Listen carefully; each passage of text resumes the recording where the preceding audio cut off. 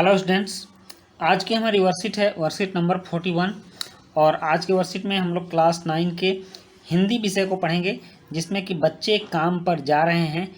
इस कविता के भाग 1 को डिस्कस करेंगे। तो चलिए शुरू करते हैं इस कविता को।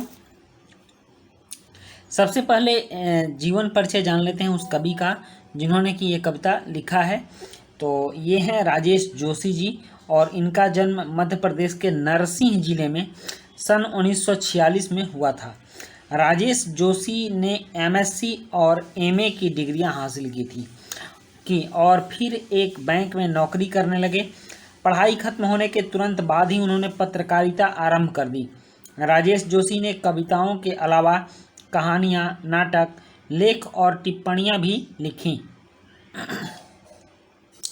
साथ ही कुछ उन्होंने नाट्य रूपांतर तथा कुछ लघु फिल्मों के लिए पटकथा लेखन का कार्य भी किया। कई भारतीय भाषाओं के साथ साथ अंग्रेजी, रूसी और जर्मन में भी उनकी कविताओं के अनुवाद प्रकाशित हुए हैं। उनकी कविताएं जीवन के संकट में भी आस्था को उभारती हैं। प्रस्तुत कविता में बच्चों से बचपन छीन लिए जाने की पीड़ा व्यक्त हुई है। तो चलिए हम लोग कविता का पाठ करते हैं। यहाँ कविता है, बच्चे काम पर जा रहे हैं। यह अपने आप में एक इस तरह का सब्जेक्ट है जो कि नहीं होना चाहिए, ठीक ना। इस तरह का काम नहीं होना चाहिए कि हमारे समाज में बच्चों को काम करना पड़े।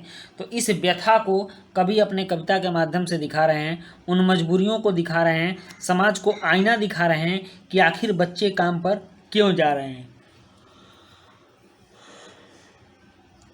ठीक ना। अगर बच्चे काम पर जा रहे हैं तो कमी उन बच्चों की नहीं है, कमी हमारे समाज की है, हमारी है।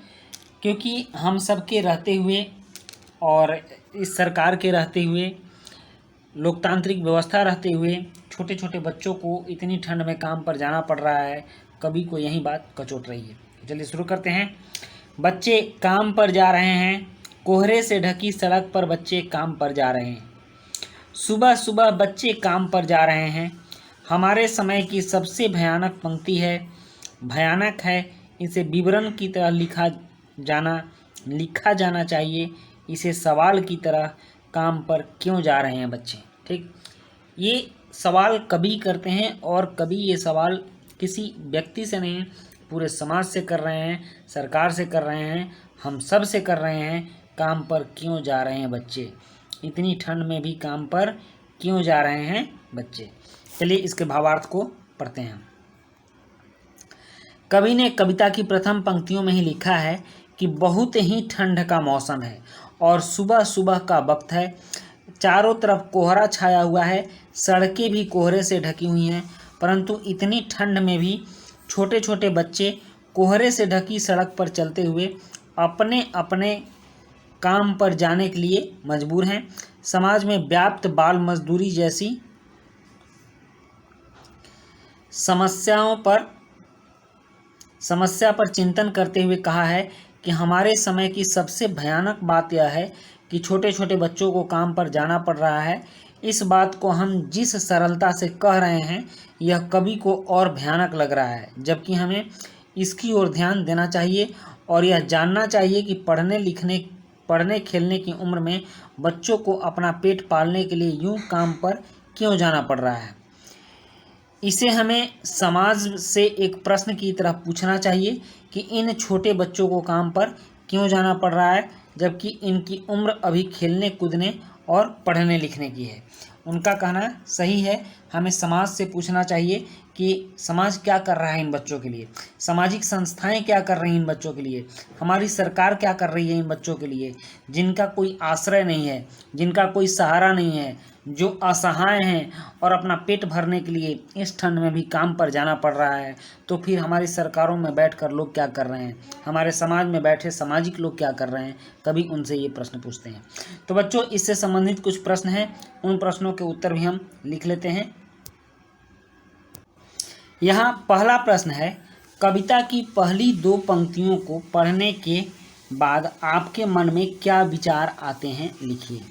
तो इसका उत्तर है, कविता की पहली 2 पंक्तियों को पढ़ने के बाद ऐसा लगता है कि वो कितने मजबूर होंगे, कि वह कितने असहाय होंगे और वह कितने सुविधा विहीन होंगे, क्योंकि जिन लोगों के पास ये सारी चीज़ें होंगी वो इतनी ठंड में कम से कम काम पर तो नहीं जाएंगे।